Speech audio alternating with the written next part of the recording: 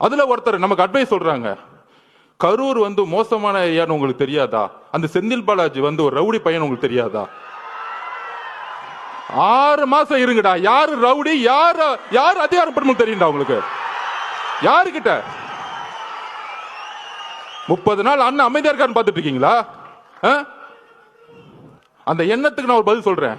நேத்து கோவை மாவட்டத்தில் நம்மளோட சகோதரி மிகப்பெரிய பாலியல் பலாத்காரத்துக்கு உட்படும் பொழுது தவறு நடந்துச்சுன்னு எல்லாம் போராட்டம் பண்றாங்க. கோயம்புத்தூர்ல போராட்டம் பண்றாங்க.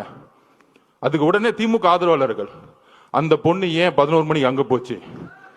அறிவு இல்லையாடா திமுக காரங்களும்? அறிவு இல்ல? நீங்க எல்லாம் பெண் குழந்தைங்க பெற்றிருக்கீங்களா இல்லையா? உங்களுக்கு அறிவு இருக்கா இல்லையா?